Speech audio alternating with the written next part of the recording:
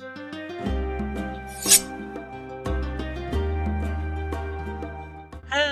everyone, welcome back to the Fetch Quest podcast, where we talk about video games and more. I'm your host Guy, joined by my fellow co-host today, Connor.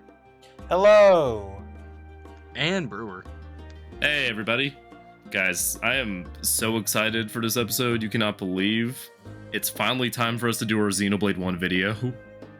Dude, I'm so ready for this. This is like one of my favorite games Nintendo's ever made, so I'm excited to talk about it. I don't know about you guys.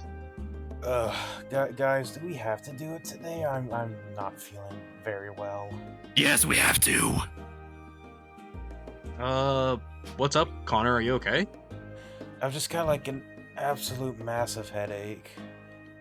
Have some water, dude. I don't know, something still feels weird. Just take a deep breath, man. Alright. A vision! Guys, wait! What's wrong? I just had a vision. We can't do the Xenoblade episode yet. Alright, what now? We can't do it yet because our special guest for this video hasn't joined us yet. Fine. We'll wait. 2 hours later. What's up, guys? How's it going? Oh my god, the future! The future! The future came true. I told you guys. Now we can start the video. Hell yeah, Oh my god, guys! Adri's here, now we can start it! And thanks to Connor's vision, we're able to now talk about Xenoblade 1. What is Xenoblade Chronicles? How much do we love it? And why is this a very important video game in Nintendo's history, especially on the Wii? I'll talk about it in today's episode. Ooh! Hello everyone! I am excited for today's episode. I don't know about you guys. We get to talk about Xenoblade Chronicles 1, one of my favorite games of all time. I know some of y'all's as well. Oh yeah, Man, absolutely. I love the Xenoblade series. Amazing. Hell yeah, Goated video game series. Before we get into that though, we do have a new special guest of today. Hi Adri! How's it going? Hi, going pretty well. Before we get into the main discussion, I do want to ask you 3 questions, as we do for every new guest. First, Adri, what is your favorite game? So my favorite game, it's a bit of a tough choice, but I'm gonna have to give it to Ocarina of Time because it was the game that kind of just introduced me to story-based games. It was like kind of just the first game I played where I really got sucked into the story. And that's just the beginning. I mean, the gameplay is just amazing. It's a classic. It sets so many precedents for gaming in general. So I don't know. I mean, I don't want to get too off topic, but yeah, a really good game. It's my favorite game ever. That's a good pick, since I mean it's timeless. Like you can tell where it's aged in some parts, but like it's still aged like a damn fine wine at the. Absolutely. And I especially love the 3D remake. Really good, but yeah. Oh yeah, on the 3DS, yeah, no. Great game. I've played a little bit of Ocarina of Time. It's fantastic. I've played. I've played the N64 version. I definitely understand it. Connor has the poor experience of having to do the water temple while not having the boots as an unequipable item.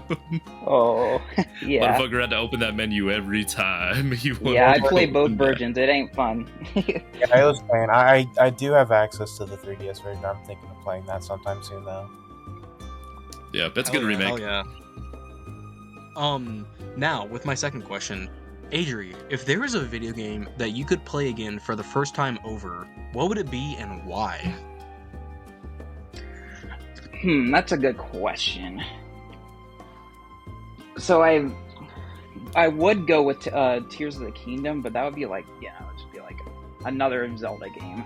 So I'll probably just pick Xenoblade 2, because that was my first Xenoblade game, and it introduced me to the series, and honestly, that game will always be special to me. Awesome. Honestly, like, that was the first game I played where it felt like you were playing through like an anime or something, or like a TV show. It's crazy. I know that answer does not. Hey, I'm very pleased with that answer.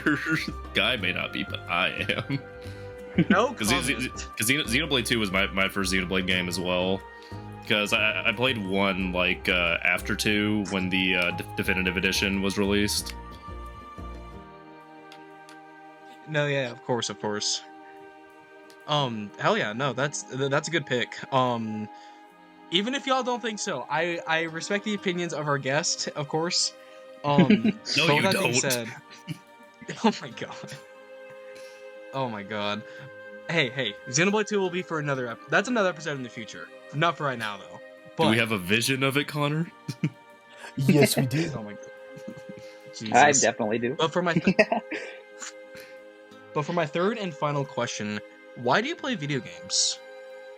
So, video games are just like, I mean, I could just watch a movie or watch a TV show, but like, I just feel like video games are so much more engaging for me. I feel like I'm a part of the story, and in the case of multiplayer games, I feel like I'm just like really engaged with my friends. I feel like that's the best way for me to hang out, like in terms of like being competitive.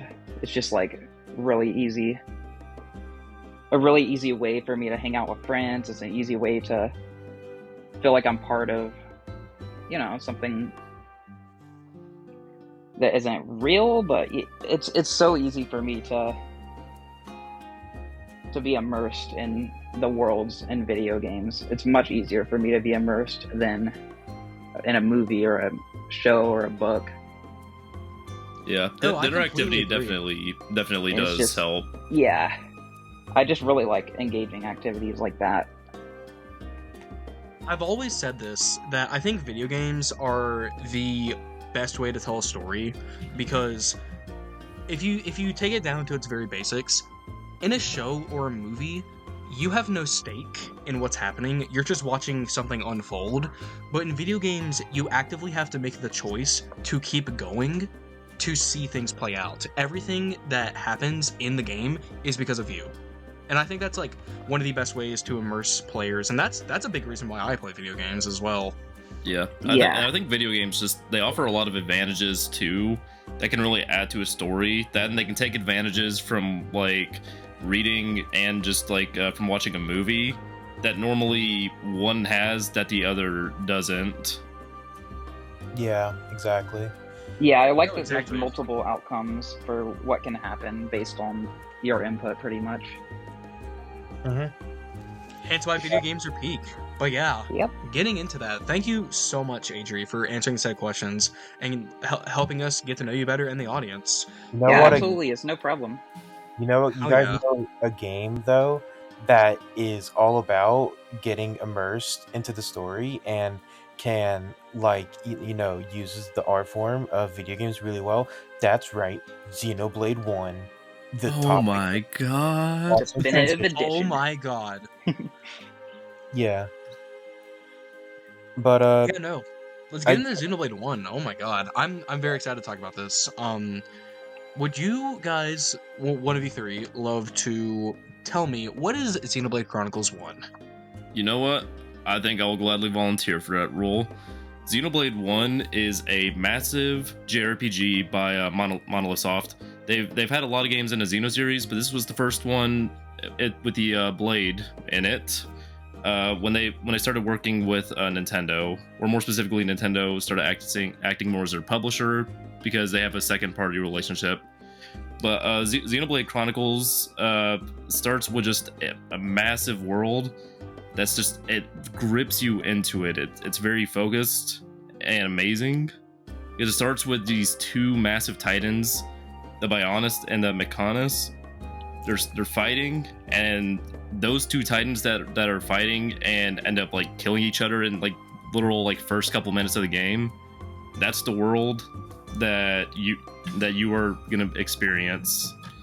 And following that is our protagonist Shulk, along with a very big cast of lovable characters like Ryan, Melia, Hero Pond, Ricky, and so many more that lead to a grand adventure. A story that at first starts out as a story of revenge, but then also just understanding the human heart and each other. Yep, that's a good Yeah, no. synopsis. Yeah, that's a You good put it well, synopsis. man. Yeah.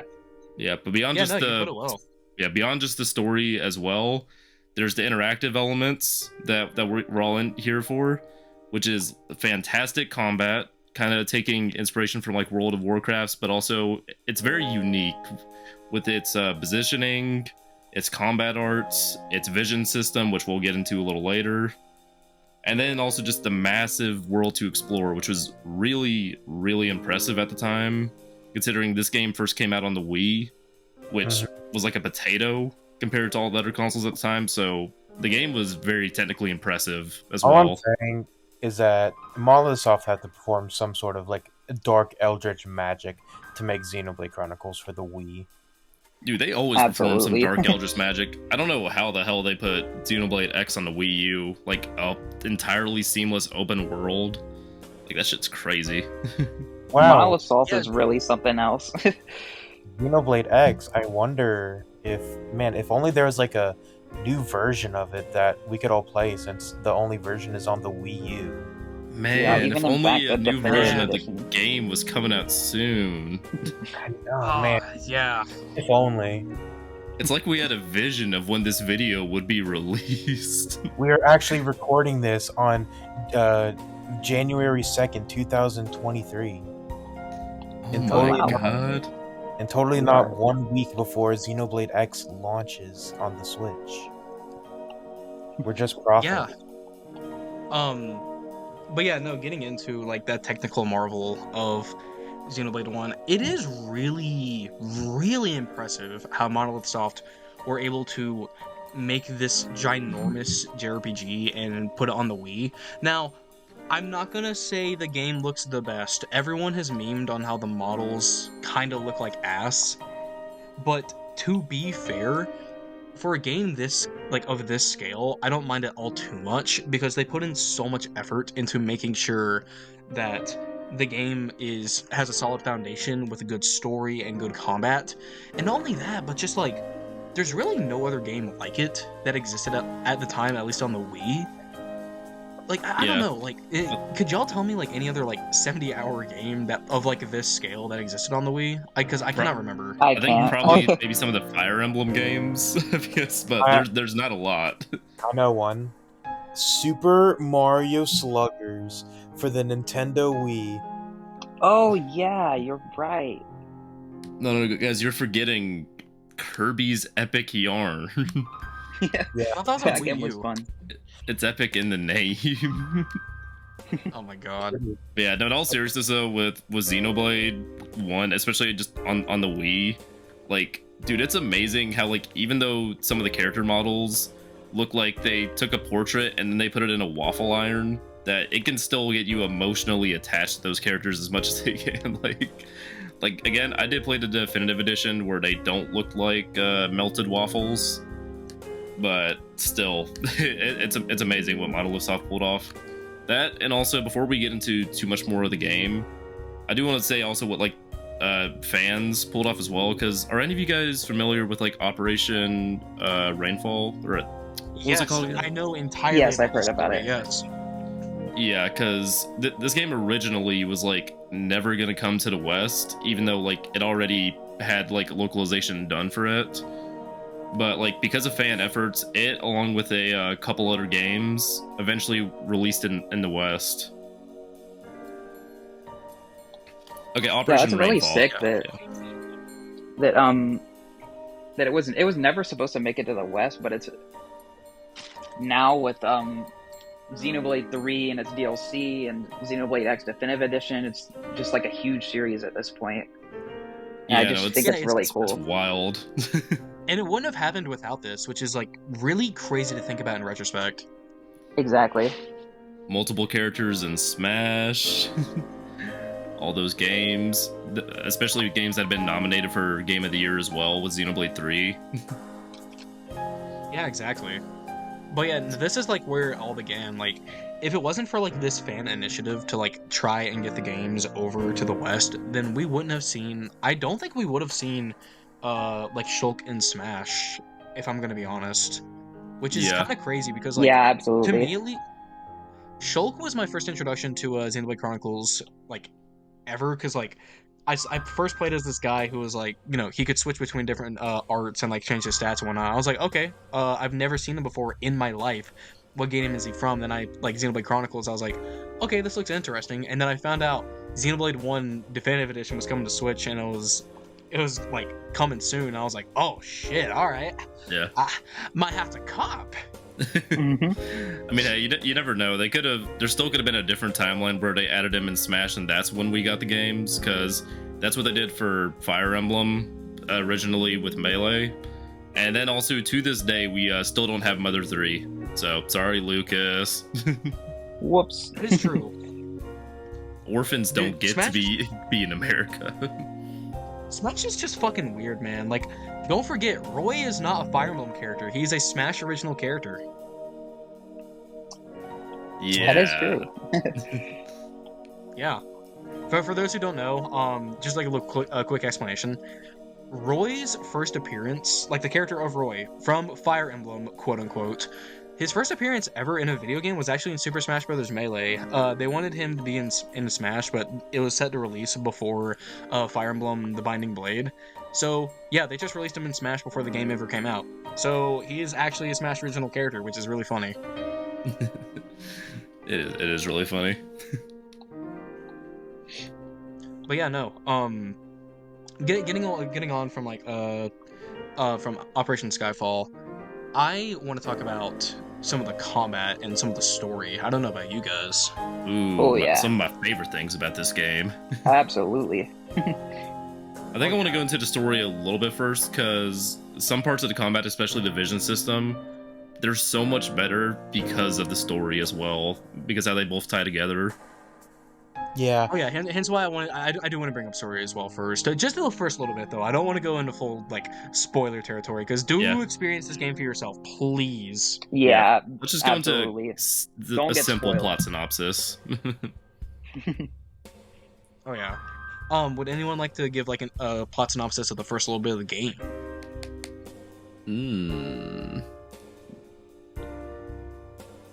All Any right. takers? I think I'll just take it again. I'll just take it Yeah, again. hopefully you do. You got this. Introverts, when you tell them to explain something. Yeah, no, I was gonna say I wanted to like not be the one to do it, because like I already did like the first little synopsis, but he is like, you know what? I love these games. I'll do Hey, it. I really don't mind. I got You're one good more at to meet you. explaining it. No, dude, I didn't. I was just like leading it in for y'all so you could take it away, so like we could like have a discussion. But no, just okay. Hey, we're an awkward group. It's okay. It's okay. Just like Xenoblade. But yeah, to start off the story. So like I mentioned before, we have the very interesting world of the Bionis and the Mechonis, these two massive titans that are just in an endless battle, but eventually they get into a stalemate. And years and years, like probably centuries down the line, there's life that's formed, and that's where our protagonist Shulk and his friends come along. And it gets you into the story really quickly within the first couple hours, because at first you're just doing a couple basic tutorials like, hey Shulk, wake up, you sleepy little nerd, looking at this funny red sword, come on. And then a couple hours later, village is burning down, this dude named Metalface is coming to wreck everything, and then people are dying, which eventually sets off like a massive chain of events in the story, and it sends Shulk on a vengeance mission. Yeah, bro goes like That's a good. fucking hatred sicko mode. It's crazy. Yeah. What were we saying, Adri? I was gonna say that's a good synopsis. Yeah, and Yeah, like because the thing is, dude, like, that's only the first couple hours as well. yeah, like we were saying, he does go hatred sicko mode, and he vows to pretty much just eliminate all Mechon, which are the residents of The the robot second race. time, the robot, yeah, Mechon is. Yeah. Yeah, robot it is kind of Yeah. crazy. We were talking about Shulk's Smash appearance, but like Shulk in Smash is like goofy to be like, I'm really feeling it. And then like Yeah. Shulk and when you play Shulk and Xenoblade, Depression. first couple hours, he's screaming, "I'll kill you!" It's depression. It's angst. It's a lot of emotion. It's a lot of teen angst, yeah. Yeah, but just to continue a little off with just that first bit of the story, I'm not going to get into everything, but on your journey for vengeance, you meet a lot of other characters, some that were impacted by the attacks from the Mechonis, some that are just completely different races you've never interacted with before, and eventually you form together just like this merry little band, kind of like of misfits, or of people who probably shouldn't really get along at all, but like they learn about each other. They find out just how similar they really are, even though they have a lot of differences, and then they form just a really genuine bond that's really sweet to see. To eventually take on threats greater than the world itself. That's one of my favorite parts about this game, is just how both the characters evolve throughout the story and just how like well written they are. Like they genuinely just feel like real people, and I think it's awesome. Yeah, absolutely. Yeah, especially because like none of them are perfect. They have their flaws as well. Yeah, like I think it would have been like so like cliche to make like Shulk just like kind of like perfect in every way and stuff like that. Like make him a classic chosen one, but I love that he does indeed like have flaws and stuff that make him like not perfect, and he has to grow and evolve past those. Yeah, and that and the people around him help form him to the person he is, because like it is one of his best friends, Ryan. Like he's trying to help. It's Ryan time. Ryan time. But yeah, he's there to support Shulk and help him on his mission. But at the same time, he's watching out for him because like he's also worried for Shulk on the like path of vengeance that he's on, because it's very different from the basically just shut-in nerd he was like a couple hours earlier in the game. You could say you could say, Ryan, you're a lifesaver. He is a lifesaver, especially because he's one of the best characters in the game in combat. True. If not the best. Yeah, if you have no idea why I'm saying these funny lines, something that I love about Xenoblade is that in the combat, whenever you use your moves, which we'll go deeper into combat in a bit, but characters never shut up and will always say stuff, and it's so funny every time. And the lines are honestly iconic. But yeah, you can go on. Backslash. Cross slash. Yeah, but Monado Buster. Yeah, and you'll just like always like hear like one line above all the others, and then every time at the end it's like goes completely silent, and it's like, Ryan, you're a lifesaver. Yeah. Yeah, it can be a little grating at times, but it's charming. It adds more depth to the characters. It is charming. It's memorable. It's charming. Yeah, I'm so glad they've never gotten rid of that in like the future games. Yes. Absolutely.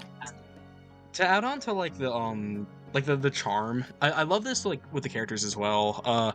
These are spread out throughout the entire world. They're called heart-to-hearts. They're like little miniature cutscenes. I hate that they're not voiced, but they actually are like pretty genuine and like very well written. It's just characters talking about like certain situations, whether it's like the environment that they're in or like the situation of the story. And it just gives these characters really good downtime for them to just like spend time with one another and learn about each other. And also, like, not only can they be really funny, but a lot of them are just like really heartfelt. Not only that, but if you do the heart-to-hearts, which are optional, by the way, you get bonus points for something called the affinity system.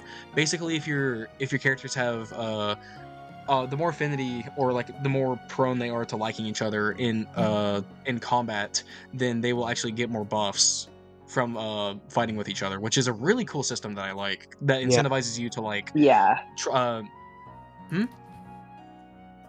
What'd you say, Adri?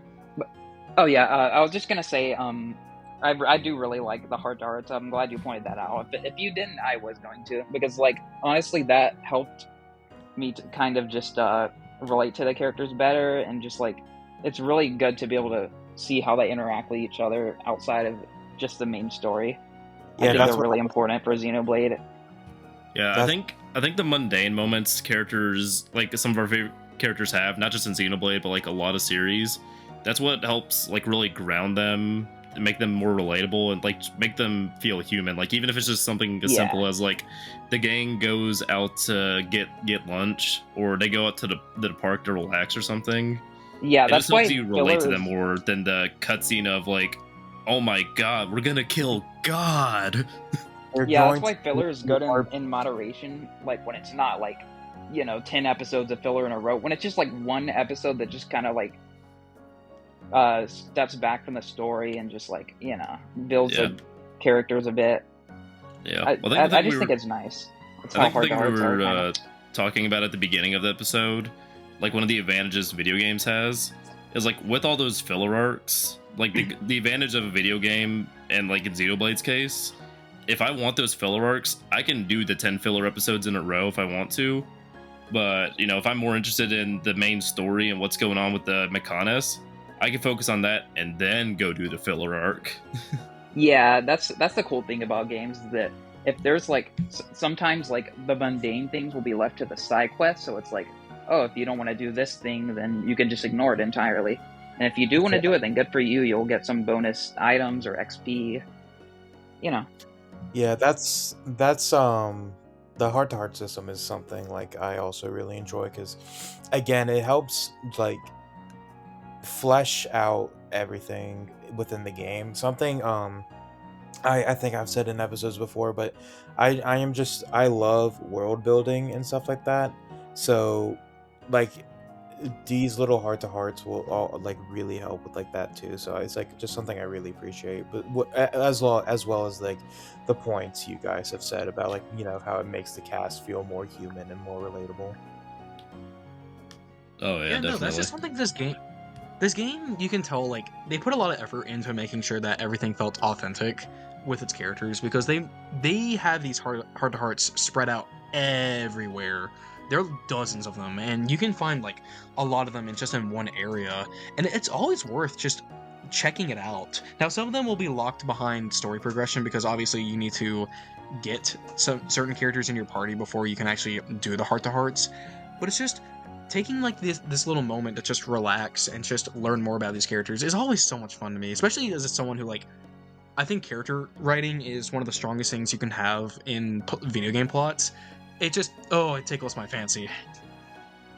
Oh Yeah, honestly, I think my favorite heart to heart was the one where I'm not gonna really spoil anything, but Melia kind of like dumps her heart out to Shulk about some things, and then Shulk's like, "Hey, look at this plant." It's my favorite one. Oh, Shulk, my Melia trauma dumping while Shulk's like, look, a butterfly. Shulk, Look at this plant. stupid little ADHD dumbass. Me with my friends trying to trauma dump, but I'm more interested in the Snorlax plushie I bought at Costco. Autism motherfuckers be like... Autism be damned, my boy can wield the Monado. Real. Oh, it was check out this massive plant. That's what he said. Oh my god. Yeah, no. But I talked about it earlier, but I think, well, frankly, all of us talked about it earlier. I want to talk about the combat, because oh my god, I think this is like one of the most engaging parts about the game. Yeah, I will say, I do think I love the combat in Xenoblade. I will say it is kind of a acquired taste. I'll say that much. Yeah, I do agree with that. It's not turn-based. It's all real-time action. However, like, I'll describe it. I'll give Brewer a break because he deserves it. Yeah. Yay. Like Brewer was, yeah. Fuck Brewer. Brewer, explain it. All right, I got one more of me, Chief. I can do this. Nah. Oh my god. But yeah, no. As Brewer was mentioning earlier, it takes some influence with World of Warcraft, and what he means by that is it has the pretty similar gameplay system of you have your auto attacks, which help you fill down cooldowns for your arts, and your arts are pretty much, those are the powerful moves, those are the ones that actually have effects on them, those are the ones that you want to manage, and basically it's up to you to position the characters in a way so that the arts can be used effectively. Like, let's say Shulk has an art where if you hit the enemy from the side, it can cast, well, not really cast, it can hit them with something called Break. And with that Break status effect, someone can use an effect that can topple the opponent, which means that they cannot move or attack for a certain amount of time. Basically, it's up to the player to make sure that the characters are positioned in a way so that you can use the arts in an effective manner. Every character has like 20 arts, I want to say. There's a lot of variety you can use in terms of like build making and like what sort of playstyle you want to lean in towards. But definitely characters have their own builds that they kind of lean into. Like Shulk is a glass cannon, Ryan is a tank. You have Dunban, or as IGN likes to call him, Duncan, who is an Dunkin' evasion Donuts. tank who likes to take the attention of enemies but dodges their moves. You have Shara, who is a healer. I can keep going. Like Yeah. Shara? Sorry. So okay, IGN question mark? He pulled it. IGN. Dude, it's so funny because he literally just got an IGN for messing up the name and then he says That's Shara. crazy. Come on, I thought her name was Sandy. Oh my god. What do you mean? You don't remember Shanky? You don't remember Shaggy? My favorite Xenoblade character, Shaggy Darla. and Scobby Dog. I forgot the L. God damn it. Yeah, What? you forgot the L because you're taking it. Woo! Oh my fucking god. You did that to yourself, Guy. I did. You're right. Guy is secretly an IGN writer. I know what I'm making this short about. Guy, I know what you are.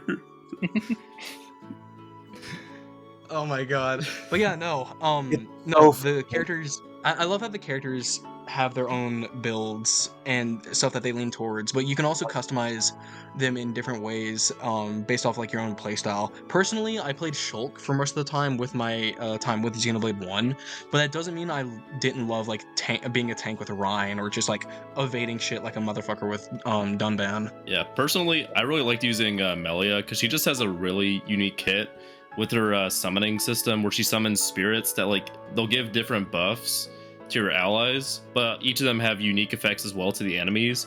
So what I like to do is I would use the earth spirits a lot and then do resummons. I would buff some of my allies, heal a couple of them, usually topple the enemy because she has like a special effect that can immediately topple any enemy even without inflicting break.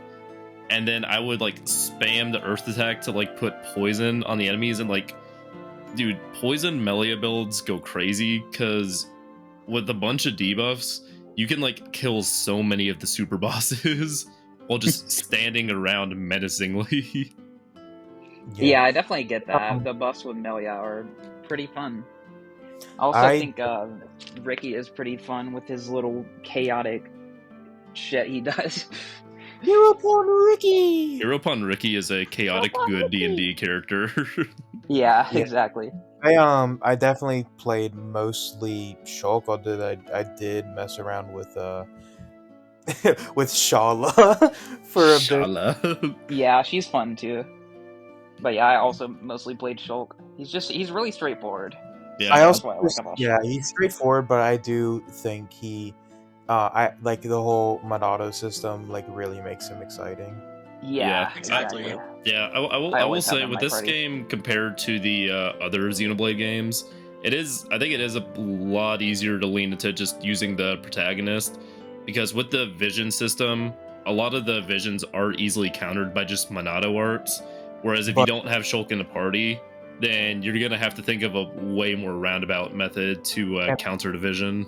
And also leaving the AI Shulk to do the Monado stuff usually didn't work out, at least when I played it. Yeah, Like, the AI for Xenoblade 1 is interesting, especially like AI Shulk.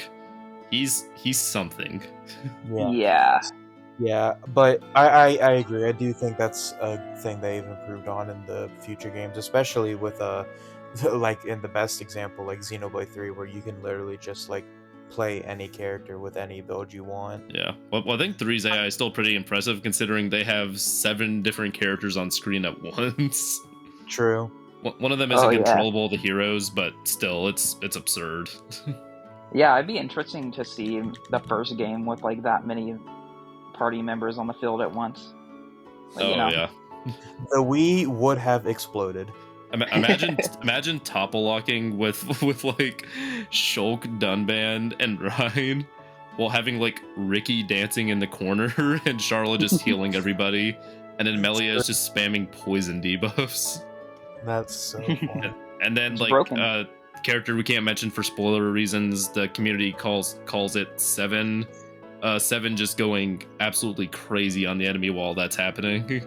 That's Yeah. funny. Now that you do mention Seven, they were my second favorite after Shulk to play as. Yeah, seven was a lot of fun to use. 7 is fun. I do like their entire gimmick is like just basically spam auto attacks so that you can use more auto attacks. It's really funny. What the audience know is that Essentially. the actual name is Seven, and we're just spoiling it. Yeah. Whoa. My name is 7. I am the spoiler character. No. Dude, No. imagine being born, your parents look at you, and they just call you Seven. It's that one. Like, you're Isn't Seven. that literally that one Seinfeld bit? I think so, yeah. I wouldn't know. Jesus. Yeah. But I think we've talked about the combat for a bit, so let's talk about one of my like just favorite aspects of this game, the world. I love the Xenoblade 1, like just world in general, and I guess also the map. Honestly, in terms of the Adrian. world, I think Xenoblade 1 takes the cake. It's just Yeah. so memorable having the Yeah. Bionis and Mechonis like parallel from each other. Yeah. And you're like, as you're journeying across the Bionis, you can see the Mechonis, and it's like looming over you. You're like, okay, I gotta go there eventually. It's kinda an just, like, it's a hype. constant reminder of what you're trying to fight against. Exactly, like how the kind of like how the castle in Twilight Princess is. I was Or gonna say crystals how, around I was gonna say, like in Breath of the Wild, where you've always and got Breath like of the Wild, yeah. red energy crap around Hyrule Castle. Yeah, that or you can just see like the divine beast like way off in the distance as well. Yeah. Yeah, no, that definitely is something I love about like Xenoblade 1. Like, to give context, as we've said, you know, the whole map is on the Bionis. And it's because it's so big, a lot of the environments you explore, you can like literally tell that it is a body part. Like when you're on the arm, like if you look around in the environments and stuff like that, you can tell like, oh, this we are on the arm, or we are on the chest and stuff like that. And it's so cool, like how well like the environments are made in this game. Yeah, it's a really good gimmick to have for the world. And Yeah. not only that, but I think it's really impressive that they were able to design these areas like on a humanoid body, or two of them too, and have them feel natural and all unique in their own aspects, and they're memorable too. Like, you'd think it'd be like kind of weird in the fact of like, okay, how do you build a world off like a humanoid body? But it's like, damn, they actually like pulled it off like really well too. Yeah, like lower like, one of areas the- of the body, like Valak Mountain, are like colder too. Whereas like the higher areas don't really get too much snow at all. It's like they really thought it through a lot. Yeah, it Mhm. you can tell they like thought of like how would an environment built off of a giant like just giant humanoid thing work, and like I think that's so cool. not to mention One of too my with favorite. You first. I was gonna say, not to mention with all these areas as well, dude. There's just so much to explore. Like, it's not just a linear path. You can take a linear path if you just want to get through to the story, but like with all the side quests as well, and all the like unique monsters and extra bosses to fight, like you just get so engrossed and just sometimes just like running around the humongous map, especially because of all the awesome music in the background. Like, you have really upbeat tunes for like Gower playing, but then also like nice somber piano playing for like Valak Mountain. Dude, it's Or- just so nice. Or the most epic battle theme you've ever heard when you're going against a level 2 toad. You will know her name. Exactly. Yeah, no, that's something I want to talk about too. Is just how great the soundtrack to this game is. It's amazing. All It the is really good. Xenoblade games are like within the top 10 of my favorite soundtracks. I love the music so much in all the Well, Yeah, games. I love how each game has its like the soundtrack for each game has its own identity, and Yeah, like the first one is definitely no exception to the rule. It's just like it really sets itself apart from other games. yeah. Honestly, You will know Everyone knows Colony 9 and like Gar Plains in for with like the music department. It's so sick. Dude, as well. I loved when in Future Redeemed, Niall was talking about playing some music for the kids, and then they were literally just like calling out the song names. It was just like a big fan service thing. oh It's like, yeah, oh yeah, Gower Plains. I don't know this reference because I never played Future Redeemed. Well, you still gotta get through two and Torna, so you got a long ways to go. Quick question I for was everyone. wanting to mention. Or Yeah, what's up, yeah, you go ahead. You go ahead. Okay, I'm gonna make this quick. Going back into the world thing, I think this like one of the best examples. Very early on in the game, Ryan and Shulk just left Colony 9, and they exit a cave after fighting a boss like spider, and they exit the cave, which is on the Bionis' kneecap, and on the cliff of the kneecap, they get a full picture view of the Mechonis, and like the sword that it has staked through the Bionis, and that really like put it into perspective for me just how grand of a world this is, and how like I think it was really good for storytelling there as well. That like it's just a reminder, hey, it's right there. We just got to get there. This is our enemy, and this is the journey we have to do. And I just think that they perfectly paced the game around the biology of the Titans, which is so impressive to do. And it's just like I'm just glazing the world building of this game because it's so good. I mean, dude, it's It genuinely is. amazing because like every single little bit of it was like so well thought out, and there's like an explanation for everything, and like it's such a good hook to, like, yeah, you're on a world that's built off of these two titans that were fighting ages ago. So like, how did life form from them? What is the ecology of these like two very different titans? What's the world's gonna look like for each of them? The more humanoid, or the more just like let's say lush, I guess, Bionis, and then you have the more robotic, mechanical Mechonis. It's like, what's the differences with them? But also, like, why is the world even this way? Like, the characters don't think about it because that's just how it is for them. It's sort of like how we don't think about like why the Earth is a giant spear, but like because we are on a giant spear, we're gonna be like, dude, why the fuck are they on these titans? Yeah. What were you gonna ask earlier, Adri? Oh yeah, I was gonna ask. Minus spoilers, like too many spoilers. What is everyone's favorite location in the game? What's the most stunning location? I know this is gonna be incredibly well, actually no, probably not basic. Hold on. Let me Google to make sure this is the right game. While he's googling, I guess I'll give my answer first. I think it's got to go to Valak Mountain. Like, there's a lot of really pretty areas in a game, but I think Valak Mountain like takes the peak for me, especially at nighttime with like all the ice in the area has like the lights shining out of it. The music fits perfectly. Wow. Honestly, I try to skip skip time to night when I'm in Valak Mountain because like God, it's so beautiful at night. Yeah, there are some areas with Xenoblade, I'm like, you made the night area so pretty. Why didn't you make the daytime area look like this? Yeah, exactly. But Connor, did you come up with something? Yeah, I had to make sure Okay. it was Xenoblade 1 because again I've played all of 1 and all of 3, and I'm about like halfway through 2, I want to say. But my favorite area in Xenoblade 1 is Satoral Marsh. I think it's just an absolutely beautiful area. Ooh, it's I really was also pretty. gonna say that. That is beautiful, That's my favorite place. It's another area too that like nighttime looks really pretty. Daytime, we don't talk about daytime. Skip the night. I still kind of think it looks cool at day, but like at nighttime it's just something else. Yeah. Yeah, no, It really is.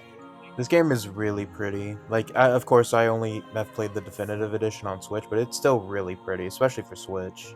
Well, the thing with the definitive edition is like it wasn't a full remake. Like obviously the character models were remade, so it didn't look like burnt waffles anymore. But like a lot of the like areas and stuff that would have been really time consuming to remake, like they updated textures on some of them, but a lot of them are relatively like unchanged or the same. Which just goes to show how well they did it on the Wii. Yeah, the character Exactly. models looked the way they did because like you couldn't have like a really high character polygon count on the characters, especially like on the faces and stuff. When you had like the Wii was having to compute this giant, very detailed world. Yeah. Yeah, no. I was gonna say for my favorite area, I'm probably going to go with the Bionis' leg. I don't know why, but I really like plains areas in video games, which is kind of crazy because they're kind of plain. Yeah, I mean, I'll take my. honestly, it's a good choice because like it is a, like you said, it is a plains area, but like it really sets it apart from other grasslands like from games because of how unique it looks. Not only that, but I love the level design of it as well. Like it is a plains, but it actually has like very good use of verticality and like little secret caves. Like when I was first playing through the game, because I feel like I am a little biased towards it because like this is when I was starting to love the game. But it's just like I think that area in particular does a really good job of just like keeping it linear but not too linear to where it's like you get a vision of what's to come in the distance. You're like, wow, I want to go there, while also showing you little mini stuff as you keep going that makes you go, oh, whoa, I want to go see what that is, or whoa, I want to see what that does, yada yada yada. Yeah, especially Yeah. with the level 70 giant monkey just walking around the area. That helps too. The classic Xenoblade experience of a giant super boss in the first area that will mess you up. Yeah, it's like, hey, this baby starting area is really cool. Why is there a level 70 giant ape walking around? Yeah, I'm can gonna be real. My worst experience of that was when I actually did play a little bit of the original with Xenoblade X, and I was just getting chased by one high-level monster into another, and that's a Xenoblade experience sometimes. That happened to me too in a Xenoblade 2, where a very like I don't think it was like the super monster. It might have been, but it just kept chasing me into other monsters until like I had an entire like mob after me, and I was like, just leave me alone. Yeah, you just have to know where to go sometimes. And in X, clearly, I was not sure.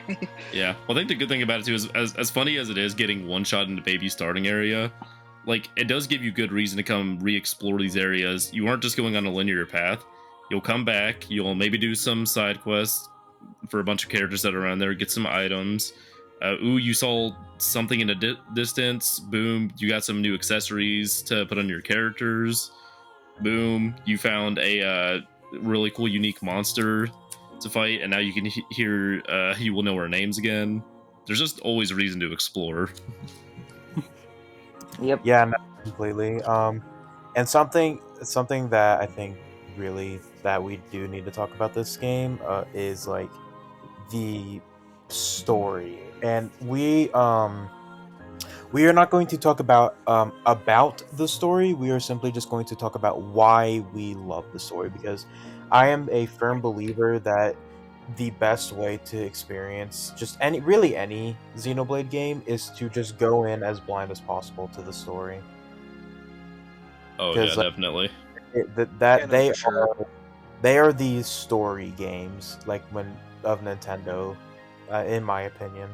Yeah, especially with all the different twists and turns they have, like especially with Xenoblade 1. Xenoblade 1 had so many twists. Like I Yeah. knew one of the twists like going into the game, and I was still like absolutely knocked on my ass and surprised because that twist I thought I already like fully knew about, there was so much more written into it, and like there was so much foreshadowing built in that like I was just genuinely awestruck with just like how amazing the writing was for it. You know, this is definitely part of me becoming Ace Attorney pilled. But when you think about it, the way that Ace Attorney and Xenoblade One are written are kind of similar in terms of like the twists and like how they're done. I know at least Brewer. I think you'll like at least know a bit of what I'm talking about. I know a little bit what you're talking about, but that's gonna take way too long to explain. Oh yeah, no, definitely. But I I'm think it's just already on the Xenoblade brain rot tonight. I don't need to start going into my Ace Attorney brain rot. yeah. No, I just thought it was a Yeah. funny little connection. Yeah, no, but I know I agree. Like, none of the twists ever feel like forced or out of nowhere. Too, everything is set up where it needs to be and paid off eventually. Like, I don't think this game really has an issue in terms of like pacing or like doing too much, because like this game, like, I want to say its story is very kinetic in the sense of it feels like it's doing something different all the time, but it works. Yeah. The only thing I could ever nitpick about it is like, oh, towards the end of the game, a couple characters like Charla and like Dunban, they don't get as much spotlight anymore. They don't get as much time to shine. But like, there's a pretty big cast, so it's understandable. But also, like, yeah, they had their moments, so they're still very well written characters. Yeah, Yeah. absolutely. I do agree about that. There are some characters that get a little bit sidelined, but I mean, they're still there, but like, they don't get that Yeah. screen time like they did when they were It is, introduced. Yeah, they balanced it a little better in the later games, in my opinion. But Xenoblade 1's cast is like is still absolutely fantastic, especially in comparison to a lot of other JRPGs. definitely. Yeah, It's the absolutely. best. In my opinion, it's one of the best casts in a video game. Like, I I agree. want to say it's. I don't think it's on the level of like Final Fantasy VII, but like, damn, is it a good fucking cast? It is so Mhm. good. yeah, it's a really good adventuring party. I guess that's Even if It's a even really if good you JRPG think of the reasons party. some of them are there, it's kind of funny because like Hero Pond Ricky is in there because he owes too much debt to his village. Yeah. I love it's him. really funny. Like, cause like every character, mostly has different reasons for joining, Shulk and Ryan on their quest, but at the end they all come to like the same agreement of like we have to stop Big Bad. Yeah. And I It's, think it's Yeah, all the You're the only funnier ones who when can do it. Yeah. it's all the funnier when Ricky is there, the man that is horribly in debt and is also a freak because he has like 17 kids. He's got a lot of mouths to feed. He's Yeah, got a lot to fight Ricky's a for. freak. if Hero Okay. Ricky does not pay off debt, Hero Pond wife will take the kids. Oh shit. Like, this is a little Okay. unrelated. I just remembered something very cursed. Have any of you guys ever seen the Hero Pond Ricky tweet of Hero Pond Ricky wants slop slop? Yes, Yes. unfortunately. Because someone was I'm pointing too out like how Twitter-brained to freaky not see Ricky it. had to be to like have that many kids while also being like 1 foot tall. Bro, it's Yeah, you don't great. expect it from him at first, which is a pretty Yeah, funny thing about the you- character. You meet a Like- character that looks like something you would pull out of a Target plushie aisle, and then you learn that the thing you bought at Target for $39.99 is wanted to do $69.99s all day long. Like, oh my god. That's awesome. Jesus. Pretty much. Okay. I want to say this real quick. It's really funny because it's about Ricky. No, not all of his kids are biologically his, but there's one of his sons. We learn more about him in the epilogue that was added in the definitive edition. But apparently Ricky just found him one day. He was lost. He picked him up, brought him home, and said, "Here you go. Here's your new brother," to all of his kids. Like, I just think that's fucking hilarious. He just kidnapped a child and is like, "Mine now." Ricky saw a child on the street and looked at it the same way you would look at a stray cat. It just picked it up and adopted it. He provided a home for the child. He's a family guy. It's like, hey, we're friends now. Let's go have soft tacos later. I see what you did there, Adri. Funny joke. I also see what I did there. He is not. He might be a family guy, but he is not an American dad. Yeah, Is- definitely not. America does True. not exist in Xenoblade. Maybe he can. Maybe he can be the next star in the Cleveland show. Actually, Connor. Actually. Yeah, but I think is there any other things we want to talk about in terms of like just why we love the story, or before we wrap up? I thought the way the visions were like executed in the story was I thought it was really good. Like it just really brought me into the story. I was like, okay, how is this gonna turn out? Like I think honestly, like most plots that are like this, like where the character has a vision or a dream that they try to stop from coming to pass. Usually they're kind of corny, to be honest. But in Xenoblade's case, I thought it was the best executed that I've ever seen. It was helped. raw throughout No, the I whole agree. story. Yeah, it's pure rawness, which It I is. think like Shulk is one of my favorite characters because he looks like a twink, yet he is one of the rawest characters in fiction. Absolutely. Again, dude has a crazy vengeance arc. But at the Yeah. same time, Yeah, no. I keep mentioning that vengeance arc, but like, again, they do so much with the characters because like later on, like he has arcs of like just compassion, love, finding the human nature in everyone, and trying to like understand the people around you. It's like it's such a touching story. It really is. Because like with the visions as well, like they work so well with the gameplay and the story, because Shulk is always trying to do everything he can to like change the future he sees, and that involves like having the friends around him help him like change the future for the better in ways that he may not have been able to do alone. Exactly. No, that's what I love about Xenoblade 1, and especially with the visions, or it's one of the reasons why I love the game, but it's just like, the visions tie back into the main theme of the game of like, you, like, forming your own future, but you can't do it alone. I just think it's such a good, like, theme to, like, especially, like, center this narrative around, because, like Adrian was saying, I think this is, like, one of the most well-executed, like, stories in terms of, like, using the concept of visions that will come to pass and like trying to prevent it, because it's like it happens so often that Shulk is always trying to figure out a way to prevent them before something bad happens, and sometimes like not all of them are stopped. There's just sometimes he cannot do a thing about it, but he tries his damnedest, which God, it's such a good game to like in terms of like, I'm sorry, I'm ranting here, but in terms of like using the dream narrative or visions, I think this is just peak in that aspect. Well, I think with like as well, like the lore with the visions, and also just like how they tie into events in the games, and like how they tie in with some of the twist as well.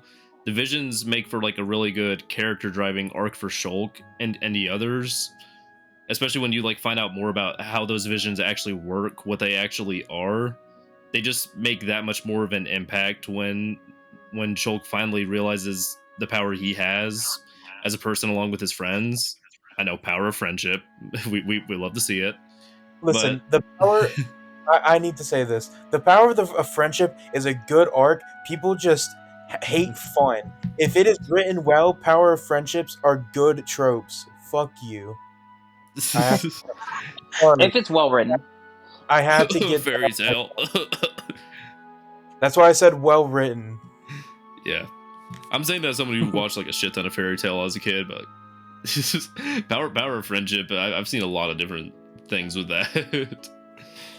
Yeah, but Not I'm good so things. tired. I'm sorry. I had to get that off my chest because I'm so tired of people saying power of friendship is a bad trope. It's not. It's just every time you watch it, it's poorly written.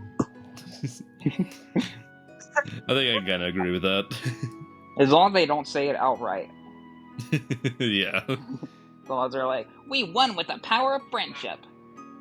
Yeah, no, Shulk has one of, I can't say because it's a massive spoiler, like literally ending of the game, but Shulk has one of the rawest lines for that he has at the a end of lot the game. raw lines, but I know what It was about. so raw, they brought it back in Xenoblade 2. Yep.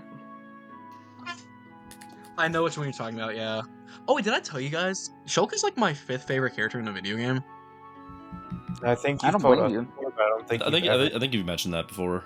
Yeah, I don't think I you've don't ever blame you. played. He's one of my favorites too. Yeah, I don't think you've said it in a video though. You know, fair enough. Yeah, no, Shulk is one of my favorite protagonists of a video game ever, and I think, like, if we haven't said it enough already, this game is just incredibly good in terms of like just storytelling and character writing that it does something else that no other games have really done before. And I just, oh my god, I cannot stop raising this game because I don't want to talk about aspects of the story that I love because that's it going into spoilers, and I don't want to spoil it for y'all.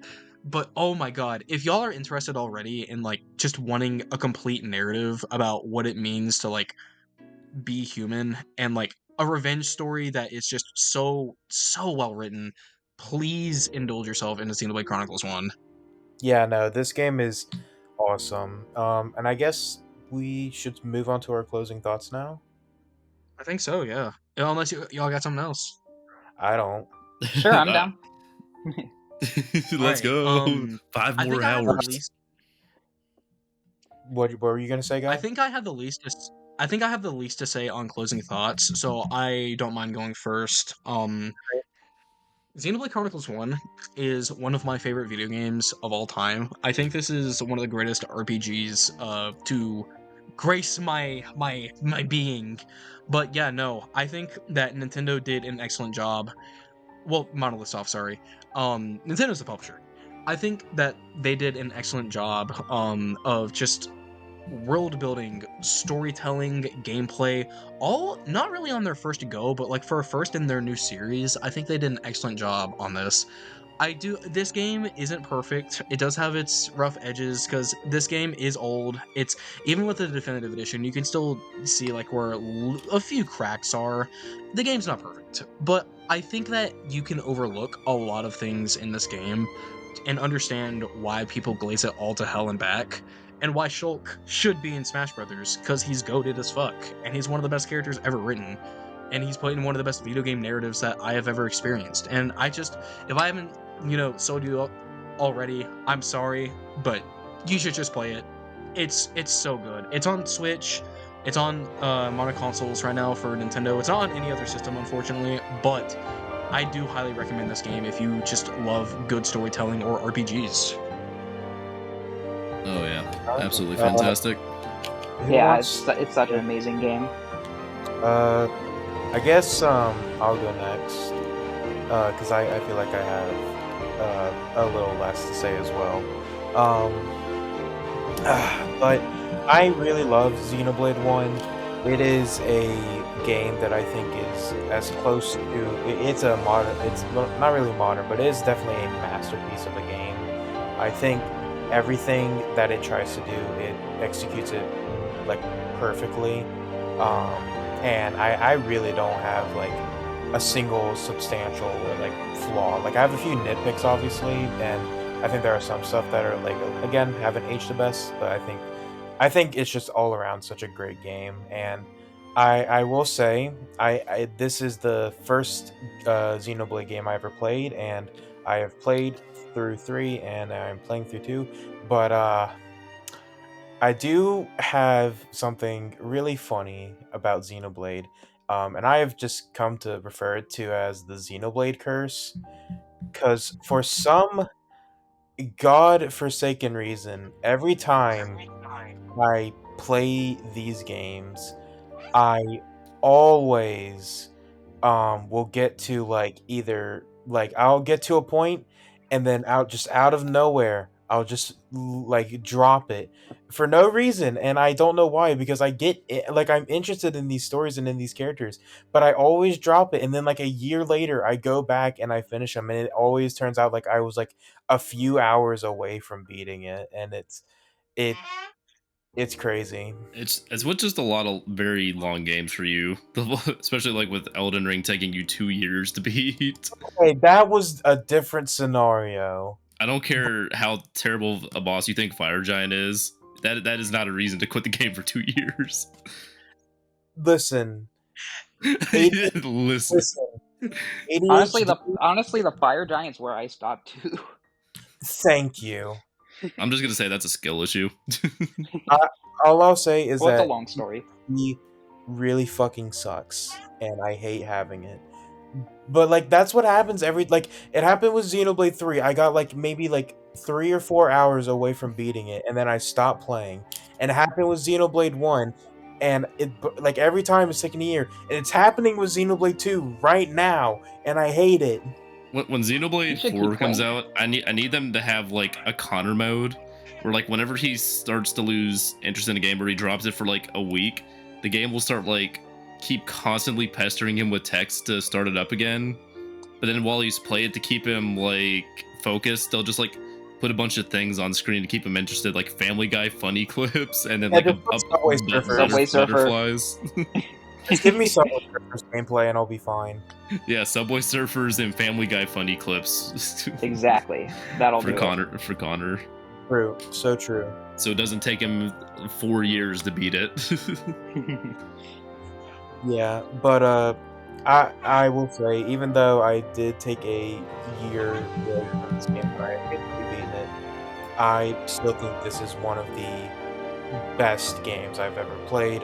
It's definitely in my top 10 list, and I think it's just such an amazing game, and I would strongly suggest anyone who is like has either listened to this and is like interested, or has just expressed interest so far, like it just and it's wanting to play a game, play Xenoblade 1 first, because it's the start, and in my opinion, it's the best one. But that's not to say that 2 and 3 are great. Well, I can't really say anything on 2 because I haven't finished it, but 3 is just as good. And the curse continues. Yep. So is that do you have any more thoughts? No, that's it for me. All right, so I'll probably go next. Great. So I also don't have a ton to say, but I do think Xenoblade 1 is one of my favorite games of all time. It's one of my favorite JRPGs of all time. It started my favorite JRPG series ever, so props to Xenoblade 1, you know? And I'm really glad it got brought overseas. I'm glad Shulk got put in Smash because that's how I got introduced to this series. And honestly, Shulk is just an amazing character. I also really like Fiora and Dunban, Melia. Just like the whole cast is just really, really solid. And I just think it's one of those games that's going to stick with me for a long time. And honestly, the whole series will.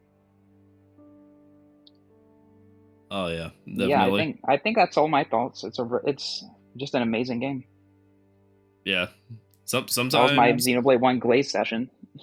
Yeah. We love glazing Xenoblade. Let's go.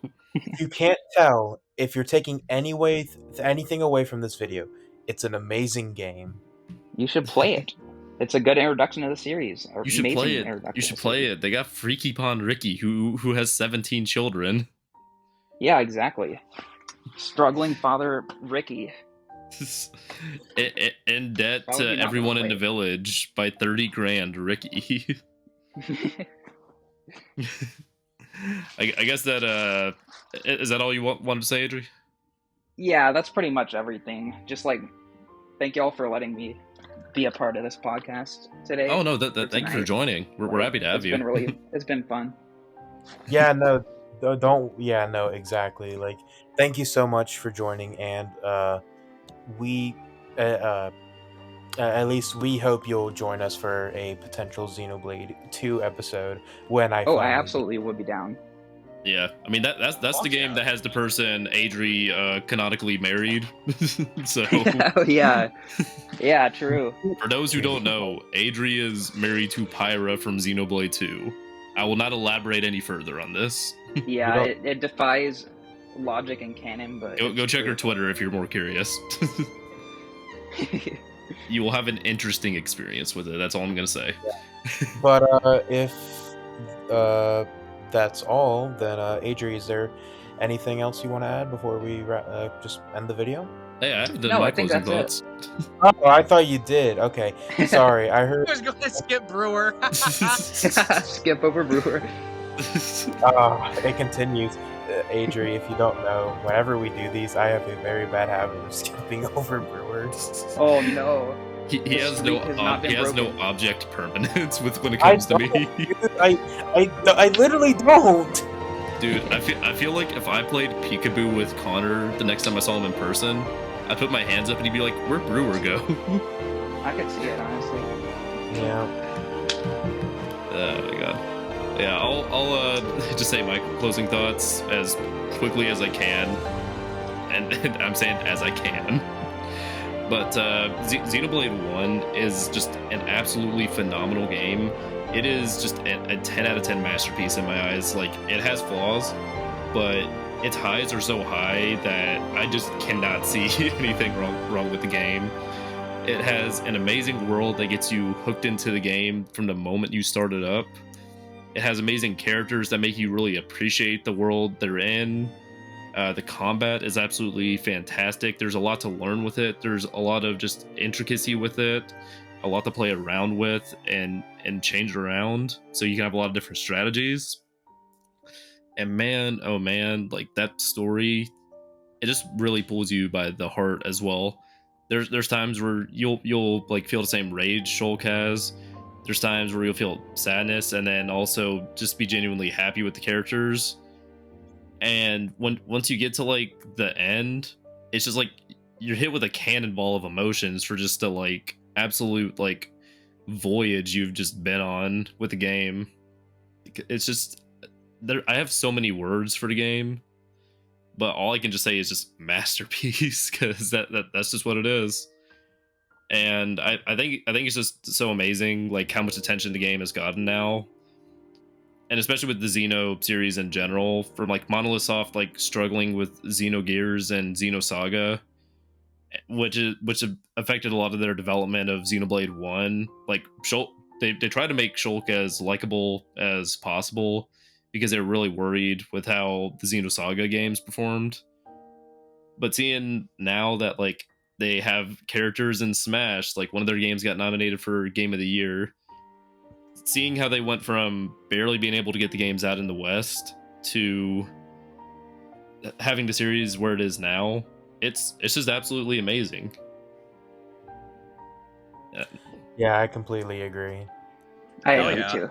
No. It's also amazing too. I can like call this game a masterpiece, even though like we play with British people the entire time. Yeah, that's British people for not 70 James Corden people. to 100 hours? Impossible. yeah. So this has actually been a twist. We all hate Xenoblade, and we just made you think we like it this entire time, but we hate it. Happy because- April Fools. Yeah, it's opposite day. April Fool's, Yeah. yeah. The last thing before we close off, it is kind of funny to think that like if Nintendo went ahead and did just like localize it in the past instead of having Operation Rainfall happen the way it did, like we wouldn't have like all the British Xenoblade characters for like all the English dubs. We'd have southern accent rhyme. Yeah, because part of the reason we have that is because like the dub was done for the European regions, and they would have done a different one in America, but they didn't want to spend all the time in it, especially because like there is so much dialogue in the game, so it would have been expensive to do as well, recording all those extra voice lines. So they just released the European one in America, and that's why we have British people now. Fun fact. Xenoblade literally created Xenoblade. Or British people. Yeah, I Xenoblade think did the create British Xenoblade. voices honestly gives it more of an identity to it. But yeah, what were you saying, Con? I said Xenoblade did also, in fact, create Xenoblade. Fun animal fact. Indeed. All right, but with that, I think it's time we close off. Of course. Adri, thank you so much for coming on for today's episode. I and the other host have enjoyed having you on here. Thank you again so much for willing to do this, and we hope to see you in future episodes as well. But Yeah, with that it's being no said, problem, guys, and thank you for inviting me. Of course. yes, of course, anytime. course. We couldn't have not invited a person who is literally married to a Xenoblade character. Yeah, that's how much I love the series. Don't we all? Oh, yeah. But yeah, with that being said, guys, thank you so much. Oh, wait. Before I do this, Adri, is there any social media you would like to plug in? Just Twitter. JokarioArt, no spaces. All right. Oh, yeah. All right, everybody, go With that check being out JokarioArt. She makes some really, really awesome art. If you couldn't guess by the plugin name, Whoa! Yep. you may Well, that being see, said, guys- may or may not see a lot of simping. Oh yeah, probably. With that All being right. said, Thank you Yeah. guys so much for watching today's episode. If you like this kind of content and you want to see more of it, hit that like and subscribe button. Any and all help is needed so that we can get those high numbers for the YouTube algorithm. I, And comment down below what your favorite part of Xenoblade 1 is, or maybe what your favorite Xenoblade game is. But with that being said, guys, thank you so much for watching today's episode on Xenoblade Chronicles 1. We've been FetchQuest, and we'll catch you guys in the next one. See bye, ya! everybody. Bye bye. Bye.